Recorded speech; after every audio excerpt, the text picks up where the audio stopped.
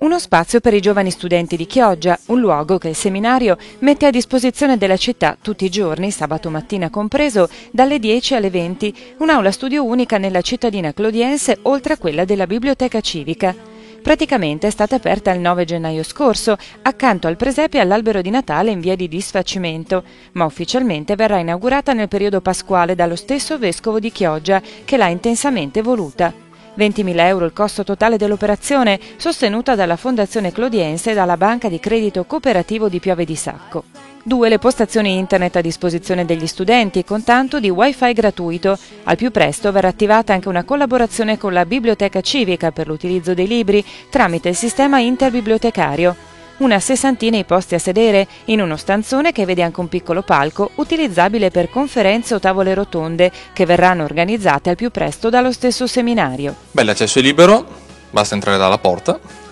e soprattutto per gli universitari, quindi abbiamo pensato una proposta che potesse essere per i giovani che stanno finendo le scuole superiori e che hanno già iniziato l'università, in modo tale da poter avere questo ambiente a loro disposizione. Ci sono varie associazioni, gruppi, anche le parrocchie, però si fa sempre più fatica a trovare elementi che uniscano, ognuno va un po' per conto suo e soprattutto non essendo un polo lavorativo oppure studentesco, perché quel po' di pesca che c'è,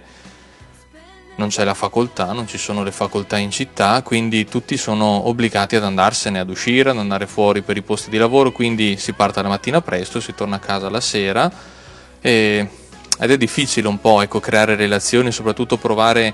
ad iniziare un'idea di pastorale sul territorio, perché poi concretamente non ci sono, quindi bisogna un po' inventarsi, e visto che fortunatamente non c'è più l'obbligo della frequenza, in tante università questo ci può venire in aiuto. Un'aula studio che va ad inserirsi perfettamente all'interno del seminario vescovile di Chioggia, che ospita 3 seminaristi altrettanti responsabili della struttura e che diventa luogo di incontro quotidiano in pausa pranzo e cena per tutti i preti della diocesi. A presentarci la struttura e a raccontarci come opera e con che finalità è lo stesso Don Damiano Vianello. Il seminario di Chioggia è una grande struttura, ormai è diventato quasi un polo, nel senso che